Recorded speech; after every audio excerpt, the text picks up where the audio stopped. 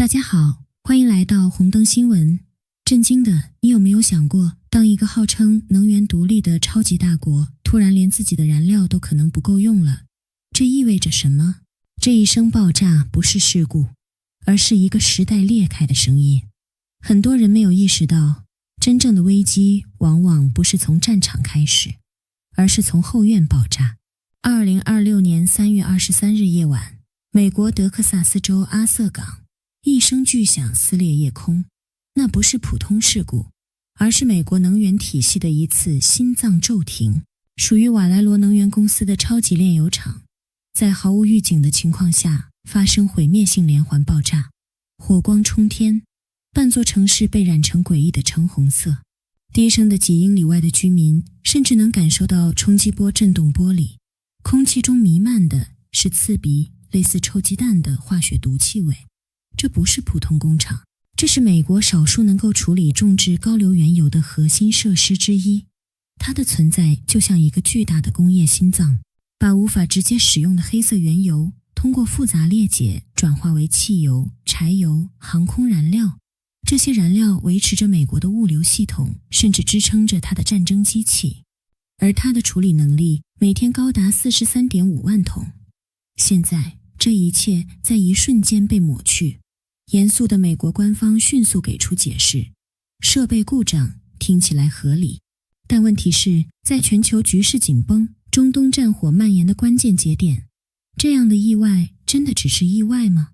更关键的是，即便它真的是事故，对美国来说，这一击依然是致命的。很多人会说，美国不是产油大国吗？地下那么多石油，炸一个炼油厂，至于吗？强调的问题就在这里，原油不是燃料，它只是原料。从地下抽出来的那一滩黑色液体，不能直接驱动汽车，更无法送进战斗机，中间隔着一道巨大的工业鸿沟。没有炼油厂，这些原油就是一堆无法使用的工业废料。你能把它直接灌进 F-35 战斗机的油箱吗？答案只有一个：爆炸。如果你真的这么想，那就掉进了一个最致命的认知陷阱。意味深长的真正的问题从来不在有没有油，而在能不能炼。继续往下看，你就会明白这场爆炸为什么会让整个美国市场瞬间进入冰火两重天。一边是油田，那些刚从地下抽出来的原油开始疯狂堆积，因为没有地方炼，库存上升，原油价格甚至被压低。但另一边却完全相反，加油站、卡车司机、普通民众，他们需要的不是原油，而是成品油、汽油、柴油、航空燃料。而现在每天整整 43.5 万桶的供应突然蒸发。震惊的，这意味着什么？意味着市场上的成品油瞬间变得稀缺，价格将不受控制的飙升。这时候，一个华尔街最致命的词开始浮现：裂解价差。简单说，就是炼油厂的利润空间，买进原油，加工之后卖出成品油，中间的差价，正常情况下这是稳定的，但现在结构被打破了，严肃的原油卖不出去，成品油却贵到离谱，市场被撕裂成两个极端。这不是波动，这是失控。如果放在和平时期，政府或许还能调控，但现在问题在于，世界已经不是那个稳定的世界。中东正在燃烧，石油运输的咽喉霍尔木兹海峡随时可能被封锁，红海航线危机四伏，全球能源供应链本就紧绷。而就在这个时候，美国自己后院起火。低声的，这不是巧合，这是叠加。外部断供，内部瘫痪，两股力量同时压上来。这就像什么？就像一个人一边被掐住喉咙，一边心脏停止跳动。你觉得还能撑多久？而更讽刺的是，就在爆炸发生之前，华盛顿的战略家们还在打着一盘完美算盘。他们的逻辑很简单，即便中东打成一锅乱粥，只要美国本土能源体系稳定，一切都在掌控之中。他们甚至盘算通过军事威慑控制美洲能源，用自己的供应对冲全球危机，甚至借机把欧洲和亚洲拖入高成本泥潭，强调地让别人更惨，自己就能更安全，这就是他们的底气。但现在一声爆炸把这套逻辑彻底撕碎，算盘崩了。严肃的，现在真正的绝命局才刚刚展开。把视角拉高一点，你会发现美国已经被同时推进了2条死路。第一条路继续打，如果特朗普选择强硬到底，在中东全面升级军事行动，表面上看是展示力量，但代价呢？燃料。战争从来不是靠口号打的。航母在海上航行，战斗机在空中巡航，导弹发射，装甲部队推进，这一切的背后都是一个东西，能源，尤其是航空燃料。低升的没有油，再先进的武器也只是昂贵的废铁。而现在的现实是，美国本土炼油体系正在出现致命裂缝，超级炼油厂爆炸，停摆，产能下降。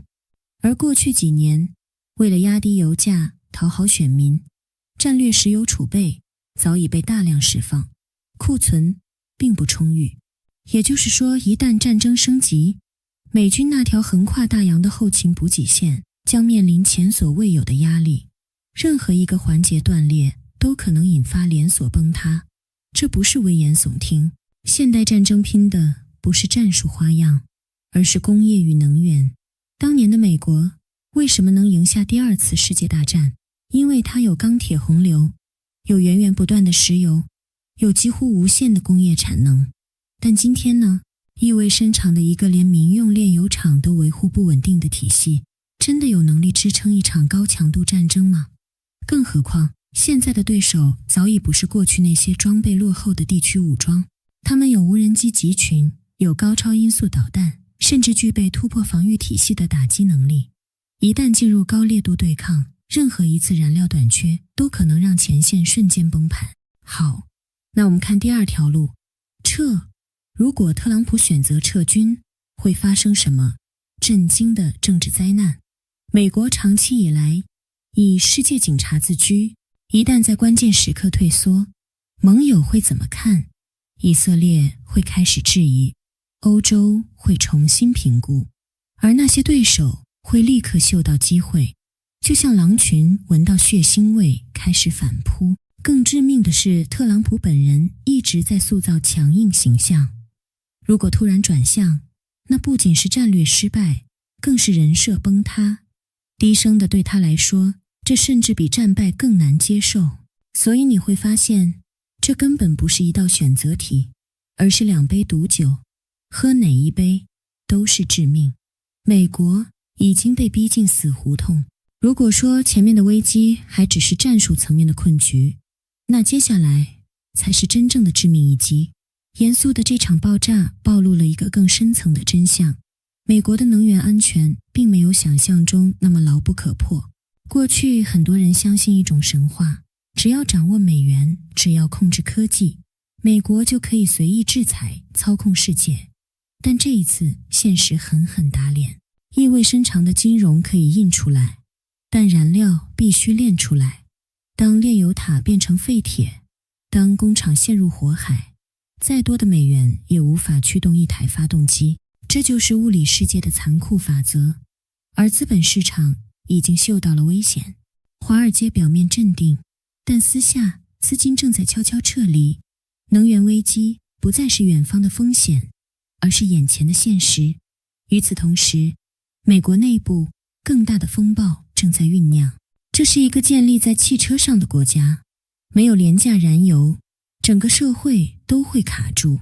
当普通人发现辛苦一天赚的钱连加油都不够，震惊的愤怒会迅速累积，通胀会再次失控。一旦油价突破心理极限，运输成本暴涨，食品价格飙升，整个生活成本全面爆炸。这时候，问题就不再是经济，而是社会稳定。更危险的是，美国内部的政治撕裂早已到了极端状态。这场爆炸会成为2党互相攻击的核武器，反对派会指责政府失职，执政者则会试图把矛盾转向外部，制造更多冲突，转移愤怒。低声的，这是一种极其危险的循环，内部撕裂，外部冒险，相互强化，不断升级。而美国的盟友也开始恐慌，欧洲已经被高能源价格压得喘不过气，日本高度依赖进口能源，一旦供应中断，就是生存危机。当老大自身难保，那些跟随者只会成为第一个被牺牲的对象。历史一直如此，强调地真正的转折点往往不是战争本身，而是支撑战争的基础崩塌。德州这场大火不是一次普通事故，它像一块巨石压在美国这头疲惫的骆驼背上，让原本就摇摇欲坠的体系出现致命裂缝。现在时间正在倒计时，如果无法稳定中东，如果无法恢复能源供应，那么一场由能源引发的全球金融风暴可能已经在路上。意味深长的问题是，这一次谁会先倒下？美国还是整个世界？你怎么看？欢迎在评论区说出你的判断。